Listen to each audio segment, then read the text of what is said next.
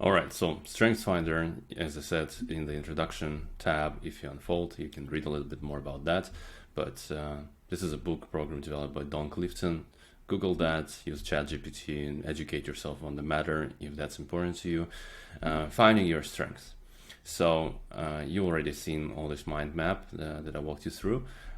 You can coach yourself using this Strengthfinder, right? And these are different questions. You can just look at the strengths, for example, executive domain. You can look at the particular pattern, and these are coaching questions. You just write yourself through it. How would you assess yourself? And you can add more fields if you need to.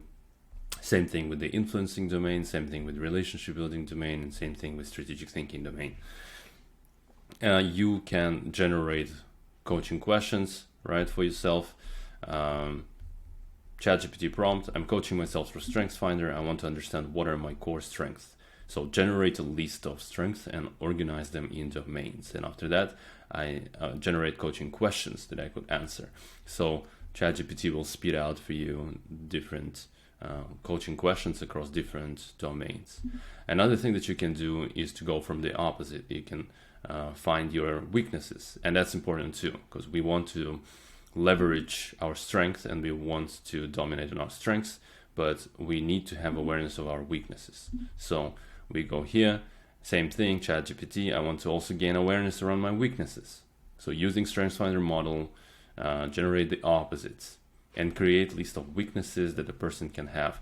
And it will give you a different sort of perspective. You will look at it at a different angle, but look at all weaknesses and walk through this similar self-assessment. Where do you feel like you're not as strong?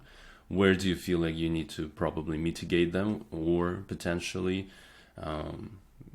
again, maybe even not focus on it as much, just to be aware of it and leverage your strengths, focus on your strengths. So work through this audit. And again, of course, these are some foundational skills, but you also need to think on the hard skills. So the hard skills audit, similar, this is going to be very profession specific. So you say like, I am, insert your profession here, I'm a UX designer, and I'm doing a full audit of my hard technical skills. Don't generate coaching questions that will help me understand my current skill set, my desired future skill set, and how I can close the gap. Similar way, this is already something I've prepared for you, but you can assess your current skill set, right? And very specifically, you're the expert in yourself, you're the expert in your field.